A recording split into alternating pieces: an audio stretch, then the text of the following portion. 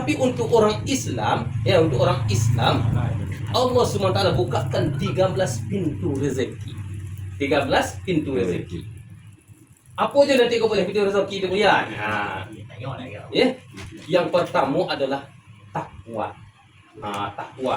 Oh, kunci yang pertama sekali adalah takwa. Yang kedua, tawakal. Yang ketiga, taklim. Yang keempat, tilawat. Kemudian yang kelima, solat. Solat, sedekah, silaturahmi. Silaturahmi. Doa, zikir, dakwah, istighfar, nikah, terakhir baru kerja. Kerjaku terbagi loh kok. Ada yang sebagai petani, ada yang sebagai pedagang, ada yang sebagai buruh. Okay. Jadi insyaallah bapak-bapak saudara-saudara yang dimuliakan oleh Allah Subhanahu wa taala, coba uraikan satu persatu. Ya. Yang pertama, pintu rezeki yang pertama adalah takwa. Apa itu arti takwa? Takwa itu artinya adalah takut kita kepada Allah. Orang yang bertakwa, dia tidak akan mengerjakan apa yang dilarang oleh Allah Subhanahu wa taala.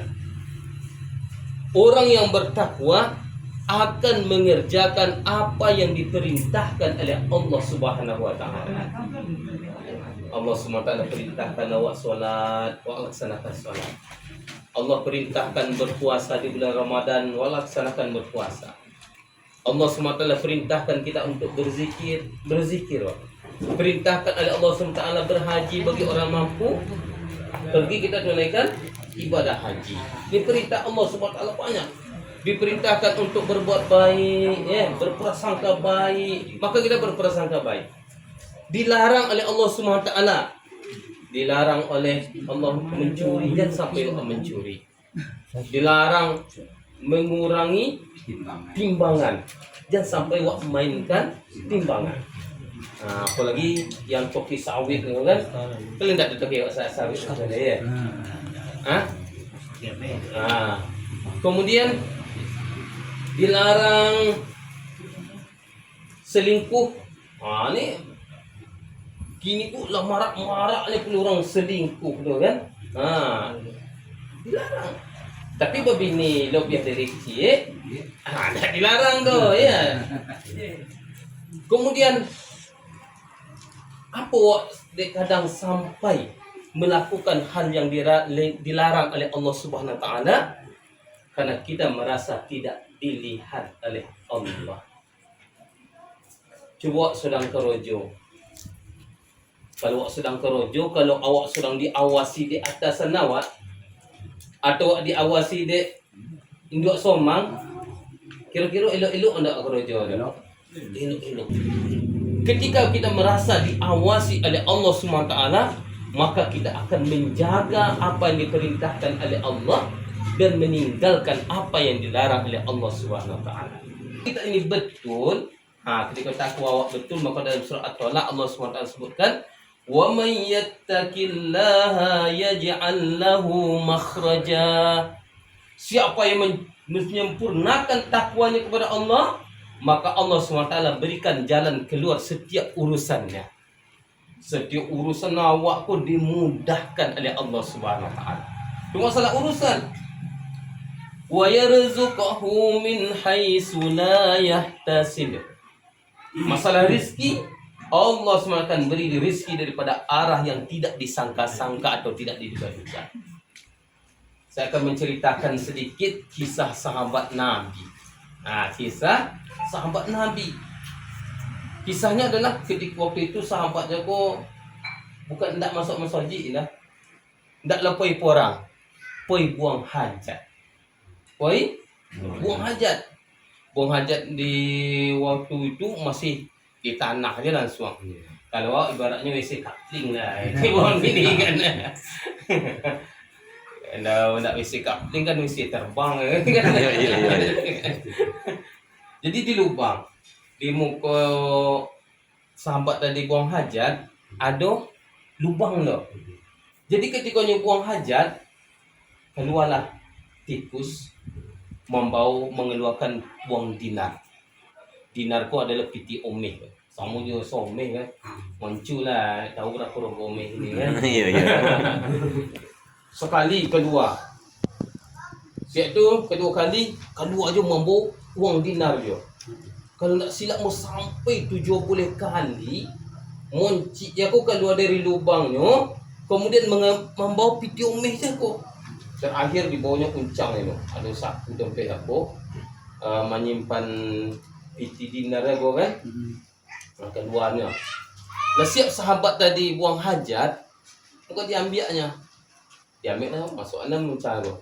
Dibawa menghadap kepada Rasulullah sallallahu alaihi wasallam. Wahai Rasulullah, tadi saya sedang buang hajat. Kemudian keluar tikus mengeluarkan uang ini sampai ini banyaknya wahai Rasulullah. Ditanya oleh Rasulullah, wahai sahabatku, apakah engkau masukkan tangan engkau ke dalam lubang dan tak? Ketika siapa tahu kok masih ada dan tinggal di dalam kan itu dikorok lubang jago kan, dia ambil. Wahai engkau masukkan tangan engkau dalam lubang tu kecik ya Rasulullah. Tidak wahai Rasulullah, kamu ambil yang di atas saja. Kata Rasulullah, ini adalah rezeki yang halal bagimu yang tidak wajib zakatnya. Kalau dimasukkan dek sahabat tadi tangan ke dalam lubang kau, itu menjadi harta temuan ataupun harta galian. Zakatnya itu 1/5. Zakatnya itu 1/5 atau 20%. Dek sahabat pun nak masuk tangannya, kata Rasulullah, ini adalah rezeki yang halal bagimu dari Allah yang tidak wajib zakatnya. Masya Allah.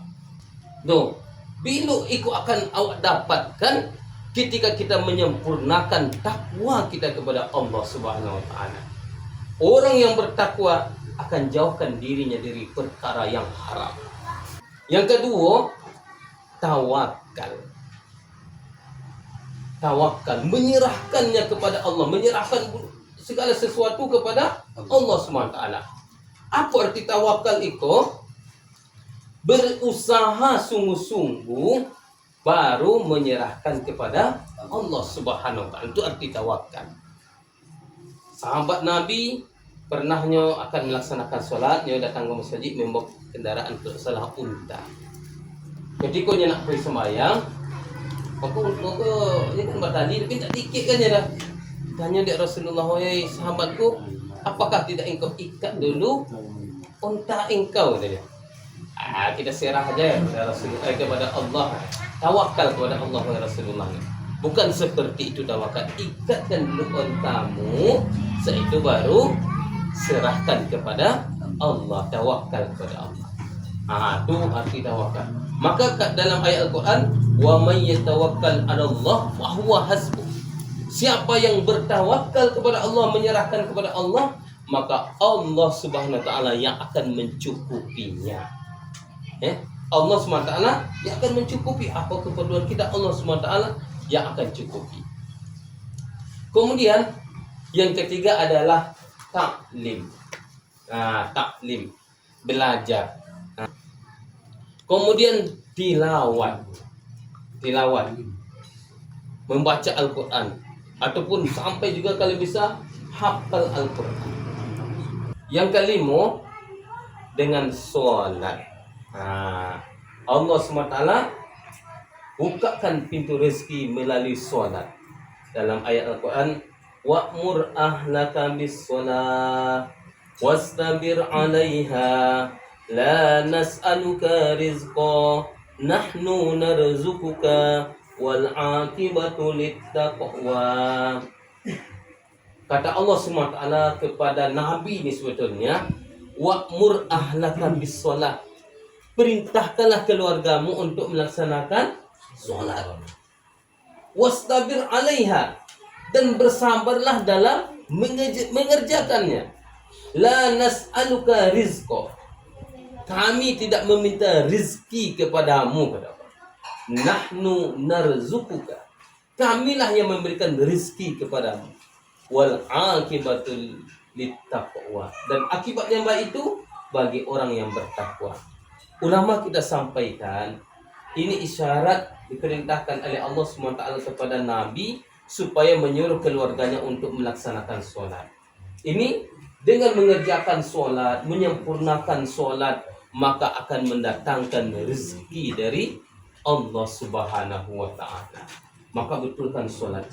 Nah, dalam ayat Al-Quran yang lain Allah SWT perintahkan, Ya ayyuhallazina amanu ista'inu bis-sabri was-salah.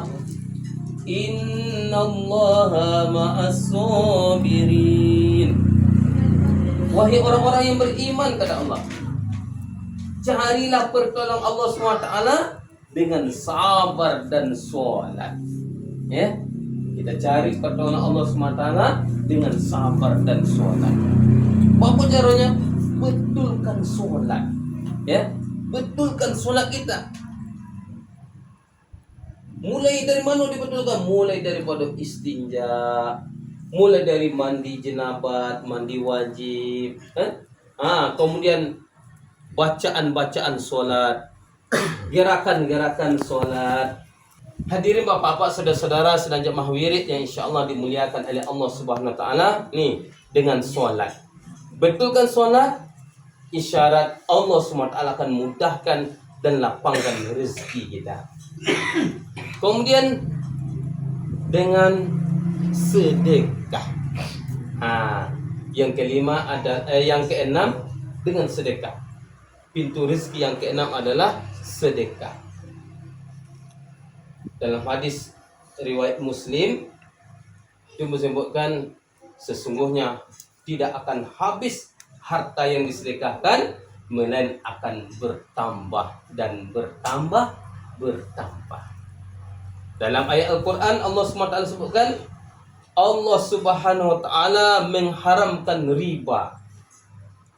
Allah SWT mengharamkan riba. Wa yurbus sadaqat, dan menyuburkan sedekah. Jadi ketika harta kita sedekahkan, harta kita berikan kepada orang lain, maka itu akan menambah harta kita. Dan yakinlah kita, setiap apa yang kita sedekahkan ini pasti Allah SWT akan berikan balasannya. Ya, pasti Allah SWT berikan balasannya. Dan yakinlah ketika kita menyedekahkan harta kita, inilah harta kita yang sesungguhnya. Apa cara wak menyedekahkan terlebih dahulu? Yang wak berikan kepada orang lain, itu merupakan harta kita yang sesungguhnya. Atau masjid sedang membangun, ya, masjid sedang membangun, maka wak bolehkanlah atuknya untuk masjid, ambo agak 20 meter buat atuk masjid, ambo untuk semennya, batu batanya. Ini bukan hanya menjadi sedekah biasa, bahkan ini akan menjadi sedekah jariyah. Apa itu sedekah jariyah? Sedekah yang akan terus mengalir pahalanya kepada orang yang bersedekah tersebut walaupun ia telah meninggal dunia.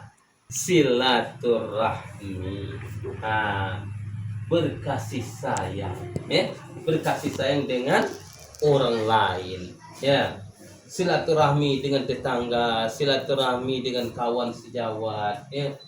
Dalam putus silaturahmi, ikut kebanyakan kadang karena tumbatian harta waris. Dek gara-gara haroto, udah banyak dek ambus keteknya. Haju belum biar padu nan merawat apa ambo nan merawat tamak ambo. Wah, haju yang belum biar punya. Akhirnya putus saling, putus tali silaturahmi. Bahkan ada yang lebih daripada itu, gara-gara harta bisa saling bunuh membunuh. Banyak. Padahal harta akan ditinggalkan, harta akan ditinggalkan. Secara bisa saling bunuh membunuh. Maka apa disampaikan mereka? Pertanyaan iman di dalam Quran. bahwa awak merasa mungkin akan hidup selamanya. Padahal hidup di dunia aku hanya sementara saja. Maka jaga hubungan silaturahmi. Ya, biarlah awak yang mengalah. Ya, biarlah awak mengalah. Rizki bukan hanya dari harta warisan. Banyak yang awak sampaikan tadi. Allah SWT akan bagi rizki ketika kita masih hidup di atas dunia ini. Silatur dengan doa. Ya, selanjutnya doa, dakwah, zikir. Doa, ni kau doa kadang awak sudah sembahyang ya. Sudah sembahyang awak doa. Kadang awak berdoa aku kadang nomor sampai gigau. Tahu gigau Pak tak tahu tu nak masa apa dah. Dah selesai je dah. Padahal awak hendaknya doa aku kan meminta kepada Allah, ya. Meminta kepada Allah SWT. Maka kita meminta dengan sungguh-sungguh. Ad-du'a'u mukhul ibadah. Doa merupakan intisari daripada ibadah. Maka ketika berdoa, awak sungguh-sungguh. Sama mungkin awak dalam keadaan kesusahan, ketika awak minta tolong, minta bantu kepada orang lain, maka awak akan elok-elok meminta kepada orang tu. Mengecek je elok. Buat apa? Supaya apa yang awak harapkan bisa cair. Apa yang awak inginkan bisa dapat. Di dalam surat Nuh, Allah SWT berfirman, yang lebih kurang artinya, ketika hujan lama tak turun, kemudian ada orang yang menikah, sekian lama menikah, dan Allah SWT berikan keturunan, maka berbanyak istighfar. Berbanyak istighfar. Ketika kita perbanyak istighfar, maka Allah SWT akan turunkan hujan, Allah SWT akan limpahkan rezeki. Ketika orang yang tak punya keturunan tadi, Allah SWT akan berikan keturunan. Nih, dengan kita berbanyak istighfar. Kemudian selanjutnya yang ke-12, nikah. Ada nan lajang sih kah? Baik. Ada nan lajang. Ikut lajang kan Ustaz? Apa deh alun wabi rasulun mampu ni boyan ada. Jual ke di boyan ganti orang makan kan itu kan. Anggapan yang apa yang lajang kan ragunya kan. Padahal dengan nikah Allah SWT akan berikan rezeki. Mulanya ketika seorang rezeki cik baru. Ketika lebih bini rezeki dua. Andi berilah di Allah anak bertambah je rezeki ni. Dengan nikah Allah SWT bukakan pintu rezeki. Baru yang terakhir adalah ikhtiar atau kerja. Tuh, aku tengok kerojo. Apa kerojo yang patut buat? Yang penting sekali adalah kerja tadi adalah kerja yang halal. Ya, kerja yang halal. Jadi bapak-bapak, saudara-saudara, para jamaah wirid suku-suku yang insyaallah dimuliakan oleh Allah SWT, itulah 13 pintu rezeki.